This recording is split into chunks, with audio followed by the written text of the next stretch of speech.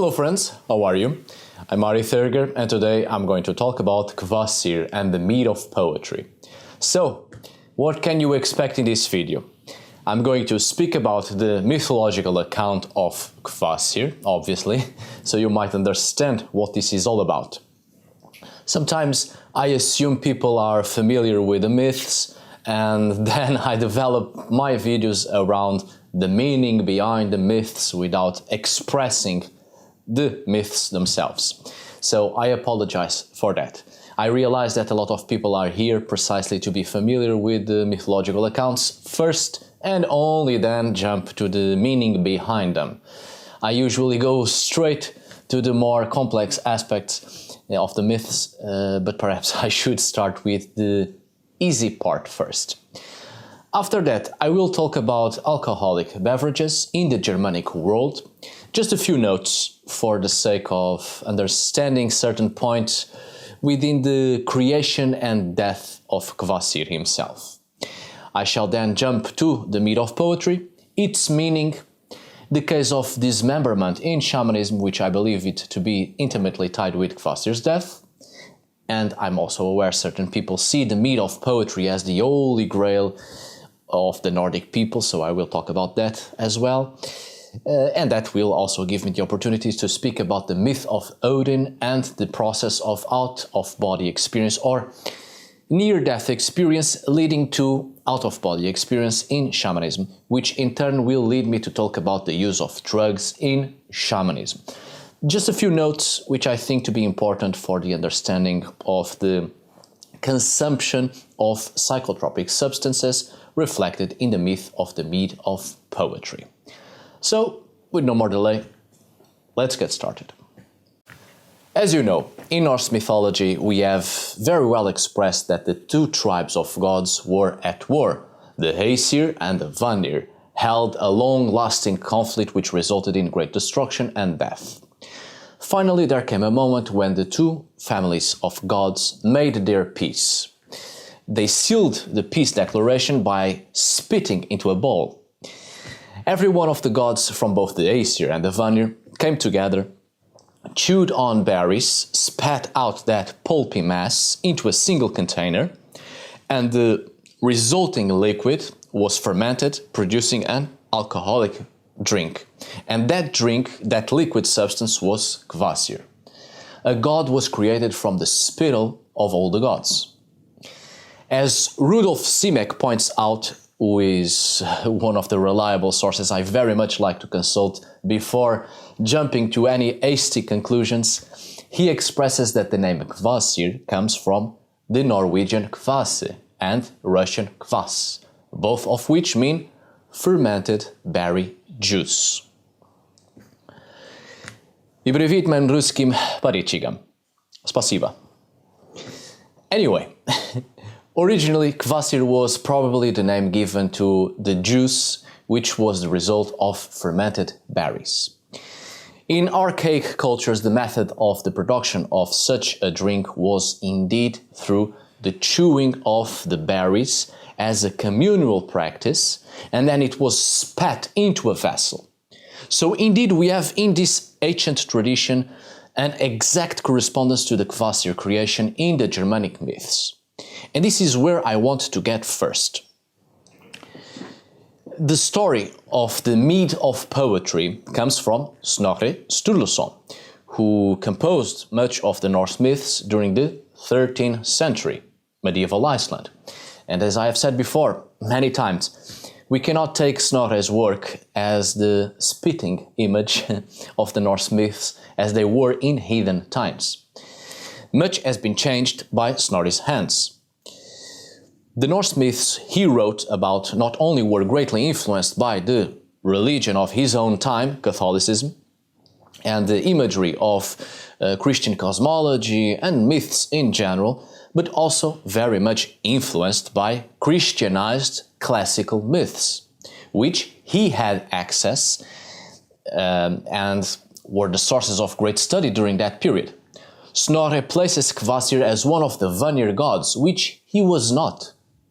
In older poems, Kvasir is created by both the Vanir and the Æsir, so he is something else. the resulting entity of all the best attributes of the gods, which makes him the wisest of the gods, as it is expressed in the myths.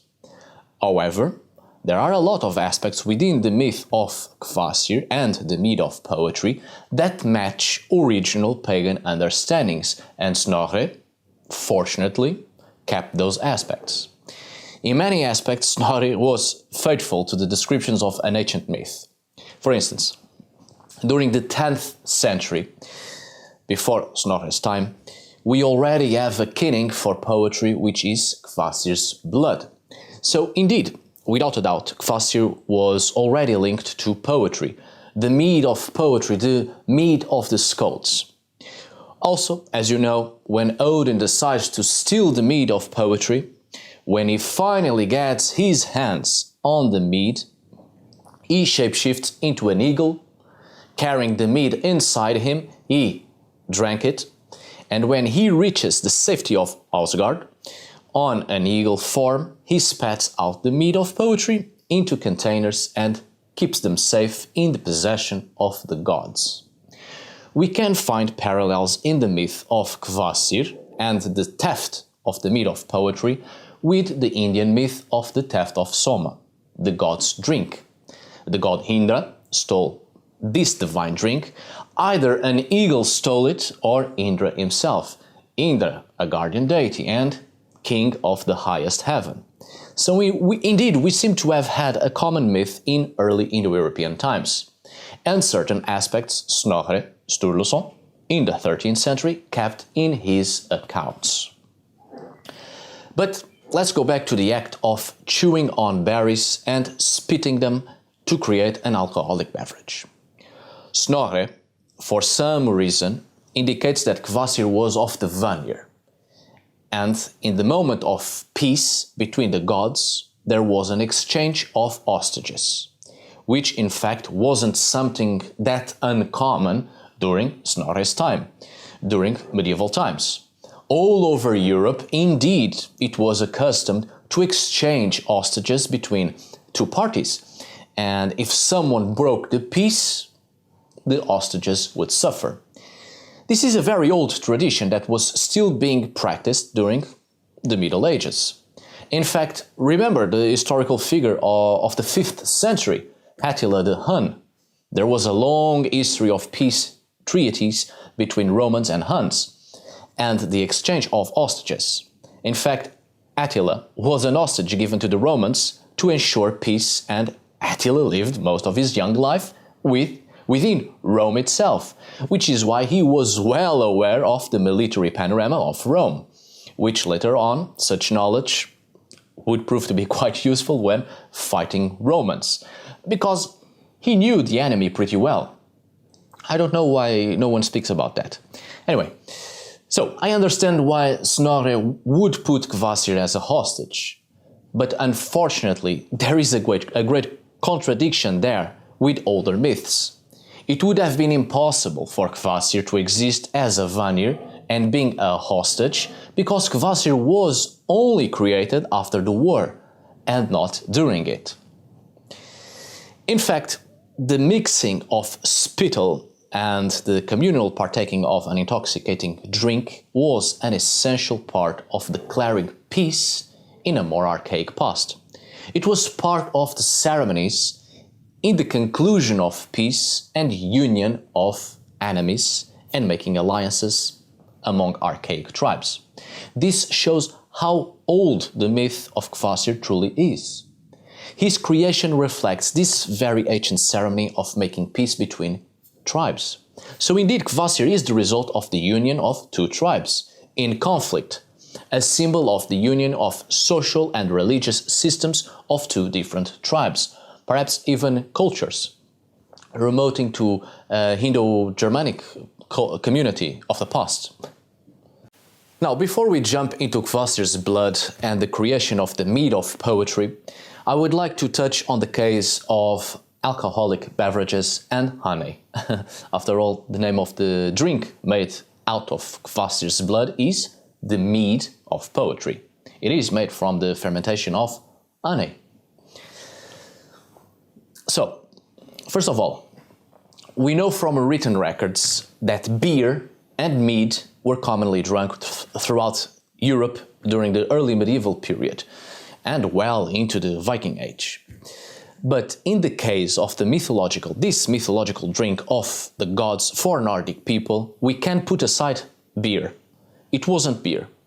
The consumption of beer or ale in pre-Viking and pre-Christian Scandinavia wasn't that common as we are led to believe in contemporary depictions of the Old Norse pagans.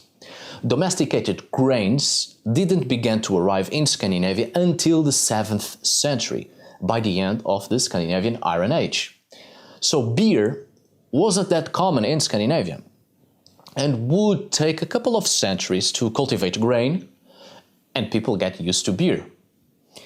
There is, however, early documented evidences of mead being drank by Scandinavians, which means, most likely, mead preceded beer in the Viking culture. In fact, mead is one of the oldest alcoholic beverages which was already being produced in Mesopotamia among the earliest farming communities, which spread the agricultural revolution into Europe circa 7500 BC, or before the Common Era. Now, mead was the idealized beverage of old heroic poetry, as it is said to be the drink for the great and grand occasions, and so to be used and or consumed in the temple and the ceremonial performances, most likely as a sacrificial offering. We also know that Germanic peoples on the continent consumed beer and other alcoholic beverages, mead among others, already in the Roman and migration periods, and that this was a part of social and religious life linked with various institutions. We have little evidences of the consumption of beer in early Iron Age Norway, for instance, but traces of organic materials on pottery fragments suggest that this did occur in fact, but as previously said, the cultivation of grain, mostly barley, started during the 7th century in Scandinavia. So the early Iron Age evidences point to the buying of ale or exchange of product with continental Europe.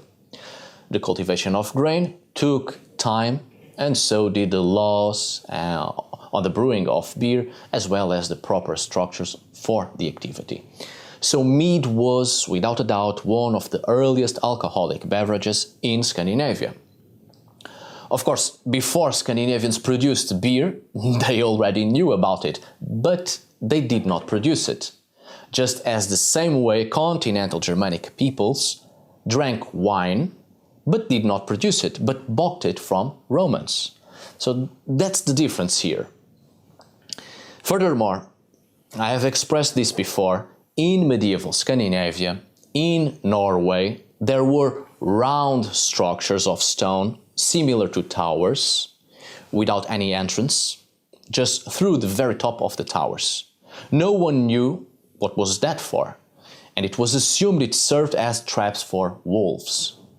Until the same structures were found in Portugal a couple of years ago, and I was fortunate enough to actually be on that project, at the time as a helping hand and not an archaeologist yet, helping one of my professors and the person taking the PhD on those medieval structures. In Portugal, people knew those structures were to actually protect beehives from bears. The only access for a human was through the roof, with a ladder.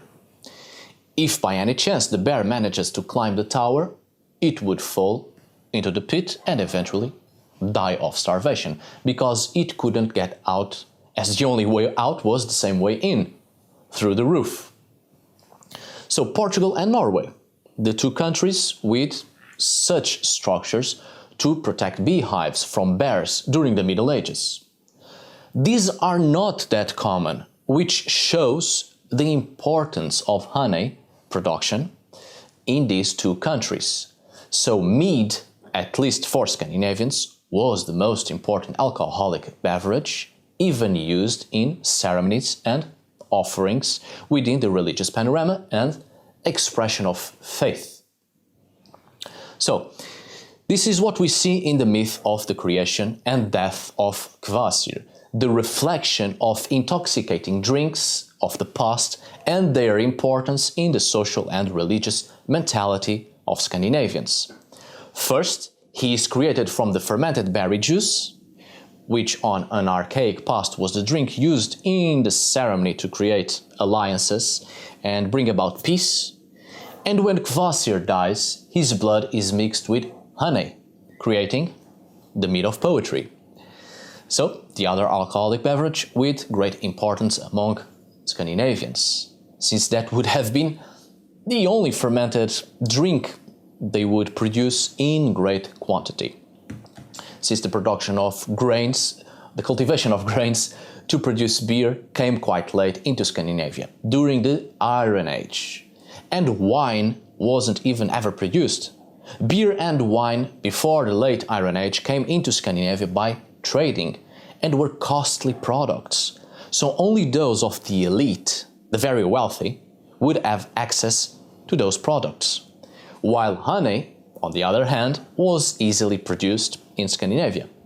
So almost everybody would have access to mead, and it's perceptible its importance in the religious and social panorama of prehistoric and historic Scandinavian cultures.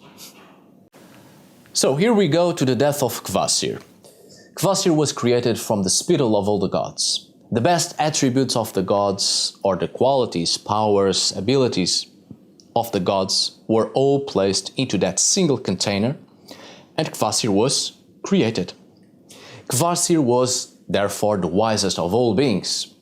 Kvasir was the power of eloquence. He was the personification of divine inspiration, resulting in deep wisdom, and he had an answer for every question asked. There came a time, a day, when Kvasir came to the house of two dwarfs, Fjalar, meaning deceiver, and Galar, meaning screamer. They killed Kvasir and drained his blood into 3 containers.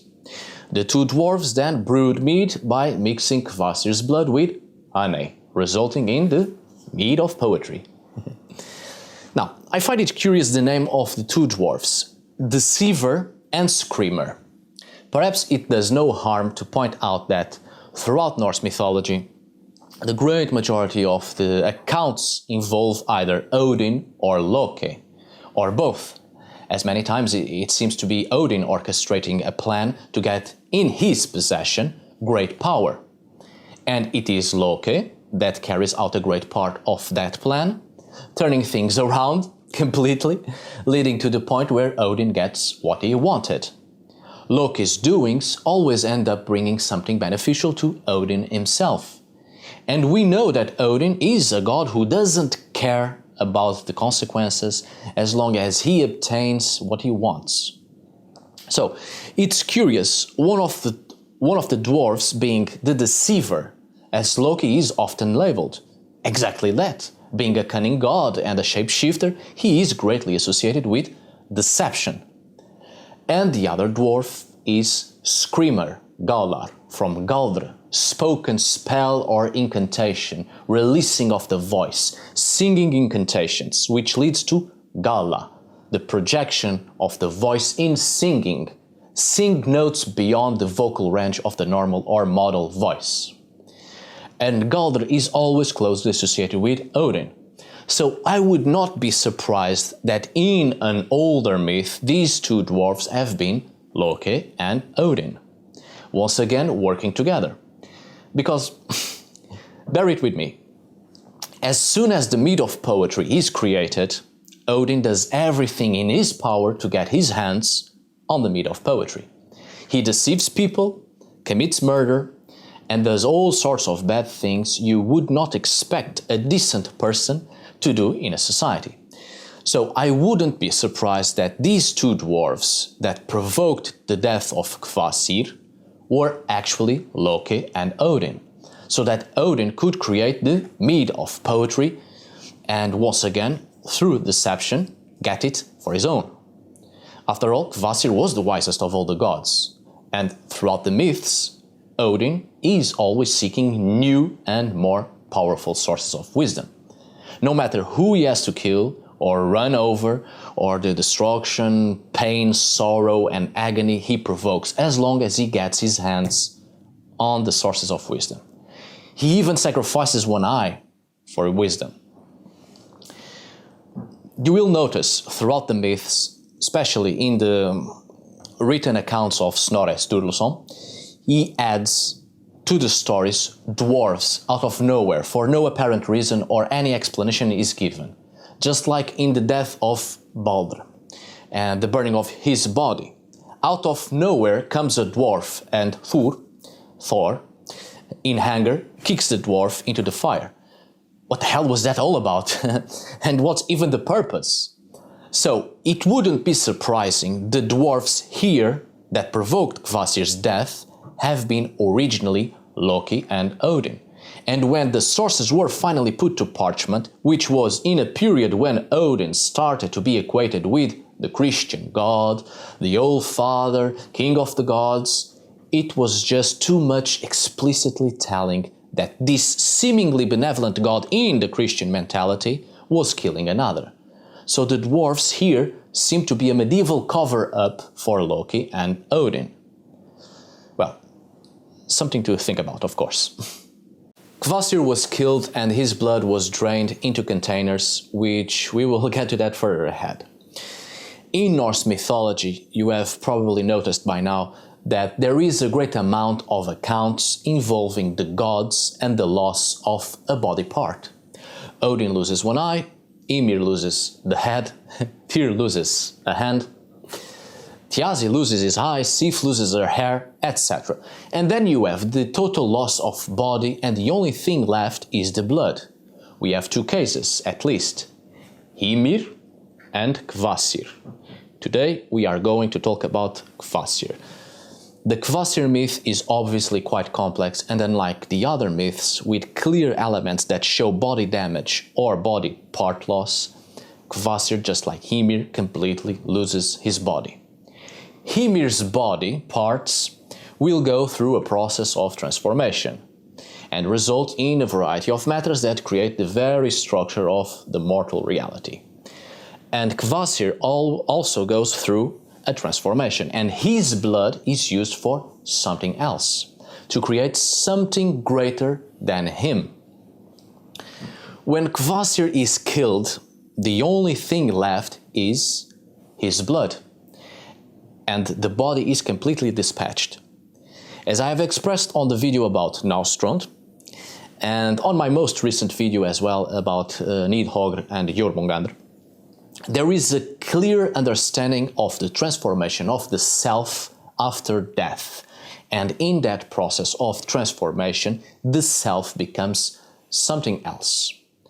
On those videos, I have expressed that after death, the Nordic peoples had the perception that the physical body, the likre, would be left behind in the grave or destroyed in some way. Blood would get out, and it was perceived that within the blood resided the spirit and the essence of a person. Nidhogr played its part on the process of transformation, as the personification of the spiritual power of the earth that nourishes life, and destroyed the body, and takes out the spiritual self from the blood and releases it upon the underworld. I do recommend you to watch those two videos if you can, Naustrond and the one about Nidhogr and Jormungandr, so I don't have to repeat a lot of what I've said in almost 2 hours of video. Now, the point here is that for Nordic peoples, it was perceived that the body would go through a transformation in the underworld, in the afterlife, or the world of the spirits. The essence of a person would leave behind its former body and would inhabit a shape suitable to exist in the spiritual world.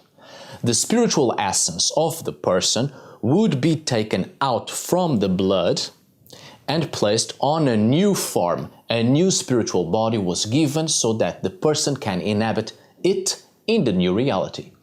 And this is exactly where I want to get, because this Nordic perspective remotes to a shamanic understanding which is reflected in the process of spiritual dismemberment. It's possible that in older myths, Kvasir's blood wasn't just utterly drained from his body. It's possible that his death reflects the entire prehistoric and protohistoric and also early medieval process of sacrificial offerings. What I mean with this is that everything that was offered as a sacrifice in pagan times, be that animate or inanimate, was broken or destroyed before being offered. The offerings were purposely destroyed because the belief was that by destroying the offerings, the objects, the essence was released, and that's exactly what people were offering. Not the object, but its essence. I have expressed that in the video about making.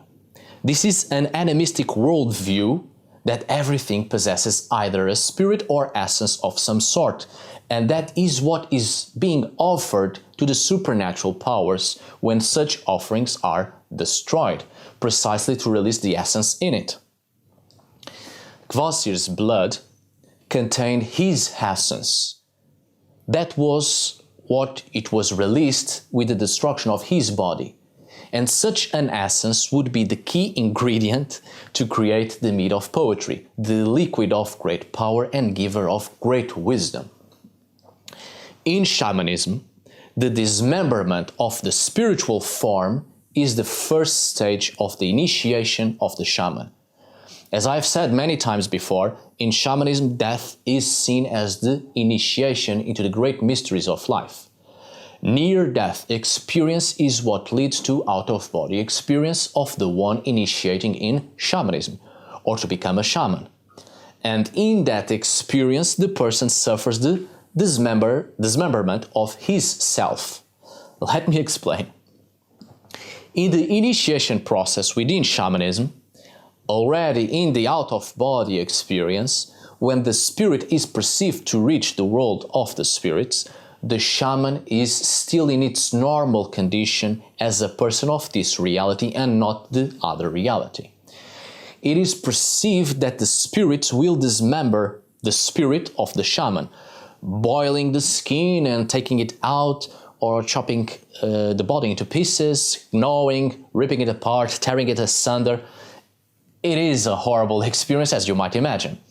But obviously, the initiator does not die. Instead, it is remade anew.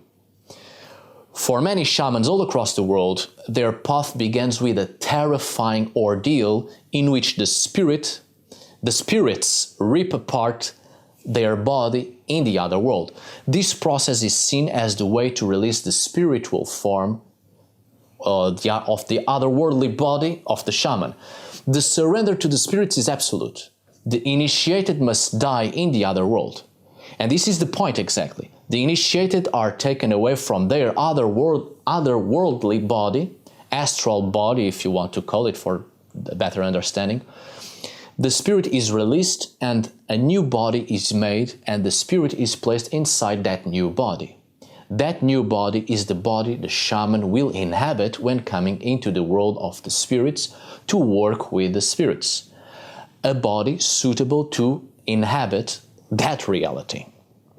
You see, in many mythologies, including the Nordic one, as it is expressed in Naustrond, the dead suffer a transformation as well, in the underworld, in the world of the spirits.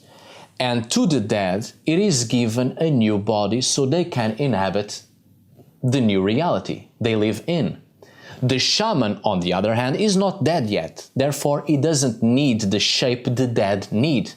So a different form, a different shape, a different and new body is constructed for the shaman to be able to express its consciousness in the world of the spirits.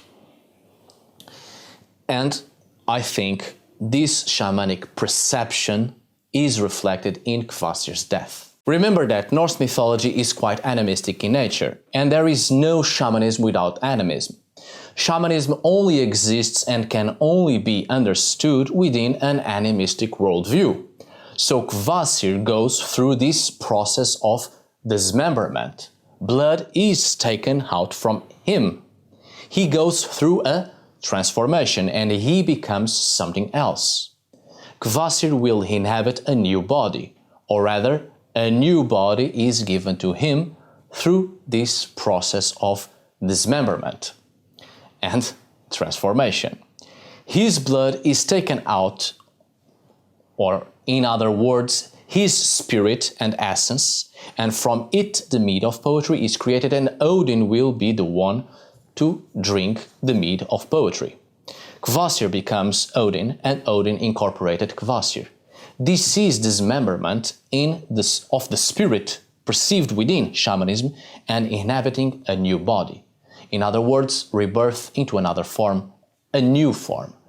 Odin is Kvasir and vice versa. In fact, as we shall see ahead, Kvasir is the figure who epitomized the qualities of the mead of poetry. Since the mead of poetry became the exclusive property of Odin after its production, and in fact the mead of poetry, the name itself, Óðrœrir, which gave rise to the name of Odin itself, the defining characteristics of Kvasir's personality are all attributes that are commonly associated with Odin himself. Óðrœrir, the mead of poetry, which we can translate approximately to the one that stimulates to ecstasy. It is the mead of the Scots, which is the resulting of mixing up Kvasir's blood with honey. In fact, Snorre Sturluson in Skaldskaparmál says that Óðrœrir is the name of the cauldron in which the dwarfs Galar and Fjalar cooked the blood of Kvasir. However, in a number of kennings in skaldic poetry prove quite clearly that Óðrœrir originally meant the name of the mead itself, which was understood to be an intoxicating drink, as the name itself implies. I'm not sure why Snorre decided to change this one.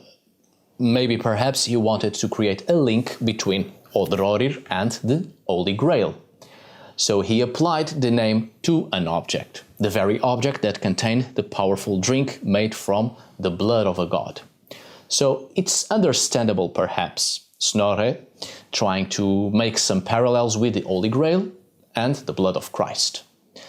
Still, that's Snorri's version, and in a variety of versions older than Snorri's accounts, Óðrœrir is the mead of poetry. It is the liquid and not the cauldron. Even in Snorri's version of the myth of Kvasir itself, he confirms the significance of the intoxicating drink, but as always, he had the need to put some Christian religious perceptions in a subtle way, which created confusion, obviously, and contradictions. Now, the word odd clearly represents ecstasy. It gives us the sense of ecstatically raving, which is precisely from this word that the name of Odin came to be. In the long process of the evolution of this divine figure, it finally reached the name Odin precisely as a deity connected to ecstasy. Or we could say that Odin is just another name or an alter ego for the same deity, as Odd is perceived to be the power of divine inspiration. Remember that the intoxicating drink Óðrœrir came to existence because of Kvasir's blood. Kvasir himself was made from the spittle of all the gods, so he was a god with all the attributes of each god, therefore quite the powerful deity, and the wisest of all the gods. This great deep wisdom, through a process of transformation, was turned into a liquid, the divine blood of the gods, divine inspiration, for it contains the knowledge of each deity or the divine in general as a whole. Odd is the ecstasy that causes the mind to transcend outside the physical body. It is the means to cause ecstasy. Óðrœrir is the spiritual intoxicating perception or state of mind achieved through a series of techniques that leads the person to the limit, to that fine line between madness and sanity. The name Odin coming from the word Odd, in fact Old Norse Óðr. It means possessed, mad, frantic, and this is precisely what I think it should be explored more often. But we shall get to that in a few moments. Turning back to the myth of poetry, I perfectly understand why some people see the myth of poetry as the Nordic Holy Grail. As said before, Snorri gave the name of the myth of poetry to the cauldron that contained the intoxicating drink made out of the blood of a god. He tried to equate that with the Holy Grail that held the blood of Christ, the Christian God. So he gave us this perception that the myth of poetry is the Nordic Holy Grail, but in truth, it is the other way around, more or less. You see, I believe you are already aware of this, but the interpretation of the Grail as the container of the blood of Christ is a medieval misinterpretation. There was never a cauldron or a chalice. Óðrœrir, or the Grail if you like, is the spiritual inspiration itself provoked by the substance that leads to an altered state of consciousness. This is reflected in many Indo-European mythological accounts. And this idea was passed on into Christian mythology. The pagan perception was that an intoxicating drink was perceived to be the blood of the divine, just as, for instance, the mushroom Amanita muscaria in many cultures is perceived to be the eggs of the gods or the food of the gods, even the flesh and blood of the gods. Every substance that leads to an altering state of mind was perceived to belong or to be the stuff of the divine. And that misinterpretation by medieval Christians gave rise to a holy chalice that contained literally the blood of Christ, a dead God. Maybe not misinterpretation, but a clear metaphor to equate with the long-lasting idea of an intoxicating drink that leads to ecstasy, expressed not only in Indo-European myths, but far older than that in many archaic tribal communities. A metaphor taken too far, and many people wasted away their lives trying to find an actual object that had belonged to Christ, which was in fact an idea borrowed from pagan cultures and a long-lasting primordial tradition of consuming intoxicating substances. The Christian version of the Grail was constructed during the Middle Ages. It's not older than that. This idea among Christians didn't exist before the Middle Ages, and even in Christ's time, there was no such thing among Hebrews. Still, this construction of the Middle Ages was heavily influenced by pagan traditions and the death of a god and his blood used to create the divine liquid that provokes a state of madness that leads to great insight and enlightenment, due to obtaining spiritual knowledge that leads to great wisdom. This is why Snorri Sturluson says that Óðrœrir is the cauldron, trying to create a parallel with the chalice. Snorri was a Christian, but there was never any cauldron or chalice, and this myth goes deeper than this. It's not about materialistic conceptions, it's about the exact opposite. So to finalize this video, let me speak a little bit about the use of drugs in shamanism and what it is for. Not going to explain much on this video about this subject because I would like to make a video solely about it. But since we are speaking of Óðrœrir and in relation to Odin, I think it's a perfect time to touch this subject. As said before, Óðrœrir is the mead of ecstasy and inspiration, brewed of the blood from a dead god. Óðrœrir is that which creates or causes ecstasy, or leads to. It is the divine inspiration reflected in the name of Odin itself.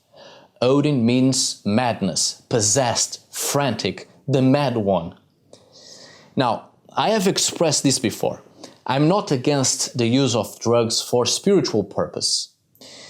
Each person does it as they please, as long as they are adults, and it is to assume they know what they are getting themselves into. But I have also said that the use of drugs for the purpose of mind-altering states to experience some spiritual event is highly misinterpreted.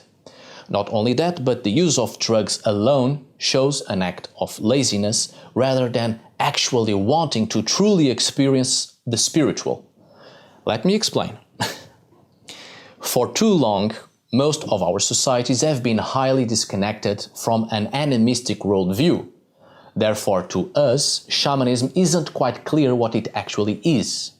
Because there is no shamanism without an animistic worldview. Shamanism belongs to the animistic perceptions of reality, both physical and spiritual, as one. And societies that see shamanism simply as an act to achieve altering states of consciousness with the help of drugs, it is a society that doesn't quite catch the actual purpose and the actual essence and meaning of shamanism itself. We live in societies highly industrialized, very materialistic, with an understanding of the world as a physical reality where we can only experience this reality by using our physical senses. We live in societies that simply have no time for a little bit of philosophy and take a deep breath and pause to ponder about why things are the way they are, let alone have time for a spiritual journey. We live in societies of total waste, endlessly consuming and throwing away. Everything is physical to us, and everything can be consumed and disposed. It is a society of wastefulness. We waste resources, we waste time, we waste life in this never-ending race towards more consumption to satiate our physical needs.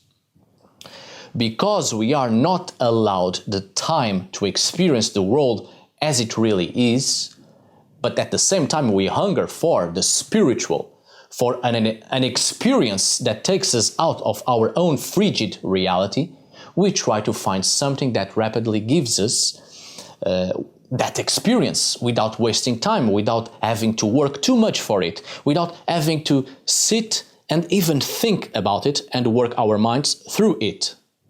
We simply have no time.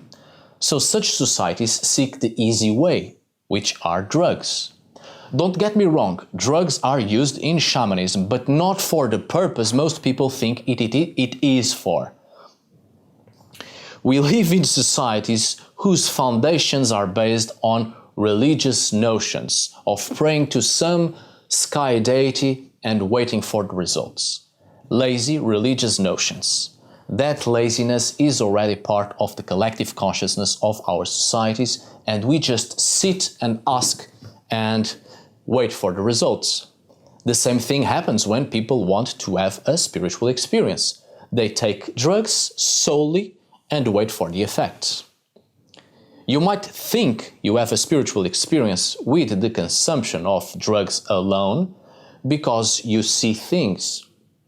But what you see is the result of the chemicals in your system and the brain response to those chemicals, trying to create illusions by gathering information it already has stored, information you have provided to your brain by experiencing life, and the brain will pick that information of reality and try to create an illusion as a response to the action of the chemicals in your body.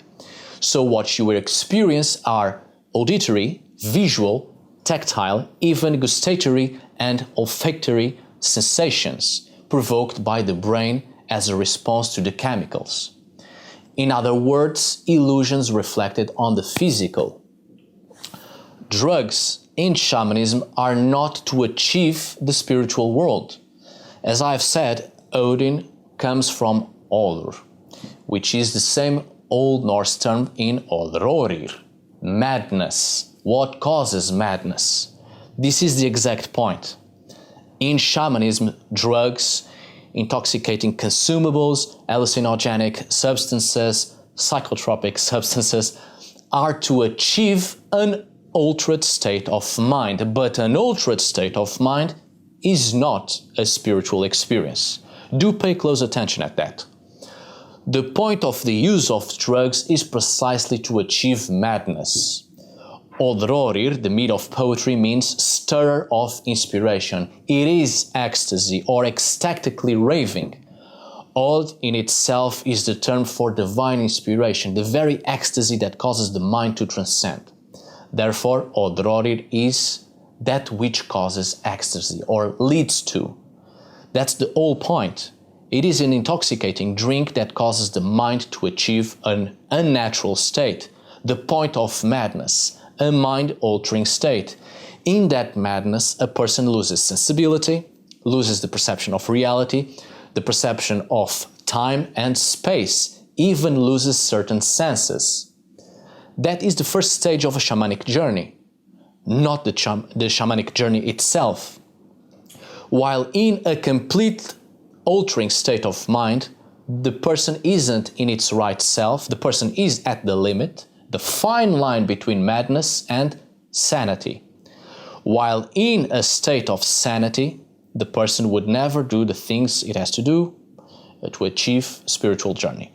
But if the person isn't right in the head, or in other words, is in an altering state of consciousness, the person loses sensibility and the sense of reality. And so the person can and will cause a traumatic event that leads to near-death experience. And by doing so, it leads to out-of-body experience. That's what a shamanic journey is. Out-of-body experience, provoked by near-death experience. And near-death experience is provoked by trauma, which can only be induced while the person is in an altered state of mind. In other words, experiencing madness. This, of course, in the sense of using drugs. Take the case of Odin, for instance. The entire myth of Odin hanging himself and stabbing himself with his own spear. By doing so, he achieves a near-death experience, which provokes out-of-body experience, which leads him to go down into the underworld, into the world of the spirits, and thus he acquires the wisdom of the runes, the primordial wisdom kept with the spirits, with the ancestral wisdom. And the myth of poetry is linked to the myth of Odin hanging on Yggdrasil for 9 days and 9 nights. Odin stole the mead of poetry, the intoxicating drink, that which causes divine inspiration because it leads to madness. Odin is madness. Odin consumes the intoxicating drink, enters on an altered state of consciousness, which leads him to madness, leads him to an unnatural state of mind. He loses his mind, therefore he is capable of causing a traumatic event on himself, hanging and stabbed, loss of breath and loss of blood to achieve a near-death experience, and as such he has an out-of-body experience.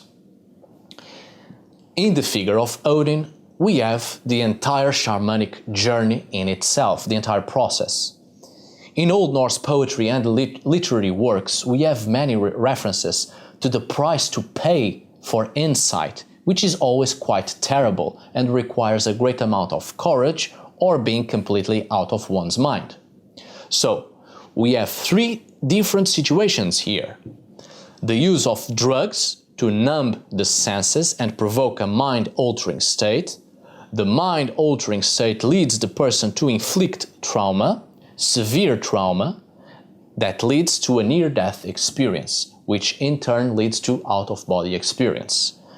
Out-of-body experience is the shamanic journey, not the mind-altering state. You don't need to use drugs to have an out-of-body experience. In fact, drugs won't lead you to that unless you inflict trauma because you are not in your right self, which is why shamans are not truly alone in such performances. They are accompanied by their wife or husband or someone assisting them, because it's very dangerous for the person while on an altered state of consciousness. And during that state, the person can cause harm to herself or himself, which might result in death. The point is near-death experience, but the person needs someone to assist in that to prevent actual death, to control the situation and keep the shaman on the limit between life and death. As I've said many times, in shamanism, death is seen as the great initiation into the mysteries of life.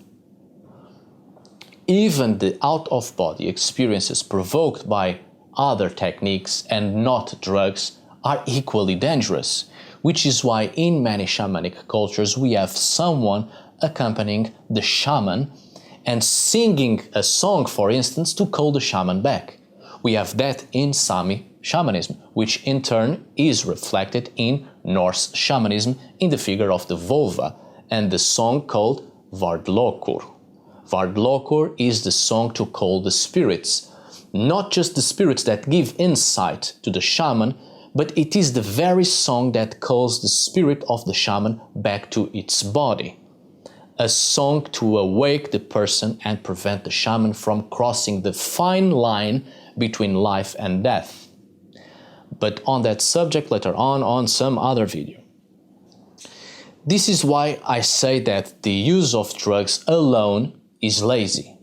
People consume something and wait for the results, and the results are not a spiritual journey, are not a spiritual experience. There are many techniques to induce a mind-altering state and an out-of-body experience, and such techniques do not require drugs. The use of drugs alone is lazy. People wait for the results to come to them. It doesn't work like that. If it were as easy as that, the world was filled with shamans. Shamanism, in great part, is to reach the limit between life and death. As a matter of fact, many shamanic initiations are related to death. I don't know why this isn't a subject put on the table more often. But the truth is, many people who are on the process of initiation to become shamans actually die. Because that's the purpose. Near-death experience, but some come back, some control it, and others simply die, and death is forever. Someday I shall speak about the serpent initiation in shamanism, where many initiates die.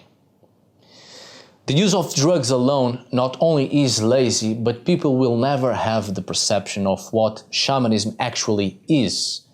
And the ignorance on that matter leads people to unintentionally disrespect the real thing. If it were easy, everybody was doing it. Maybe the world would be a better place. But it's not easy. It never is. It never was. That's the whole point. It's not sitting and waiting for the effects and the spiritual to come to you. It's the other way around. You have to go to it. And to achieve that, the process is painful, hard, absolutely terrifying, and maddening.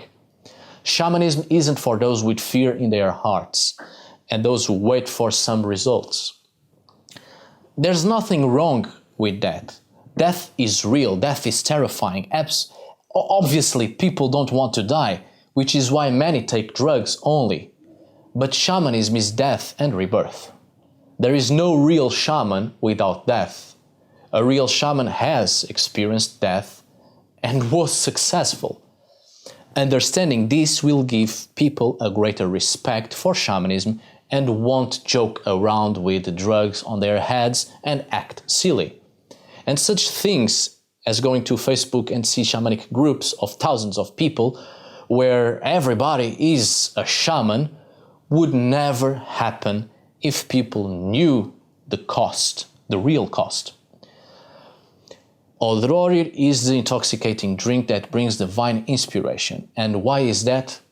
Because it leads to an altered state of consciousness, which in turn leads to the one that consumes it, Odin in this case, to cause trauma, as we have reflected in his self-sacrifice. Such a sacrifice by inflicting severe physical trauma leads Odin to have a near-death experience and through it an out-of-body experience. If people knew the true price of spirituality, especially within shamanism, there would be more atheists. Alright, my dear friends, I hope you have enjoyed this video. Thank you so much for watching. See you on the next video. And as always, tack för idag.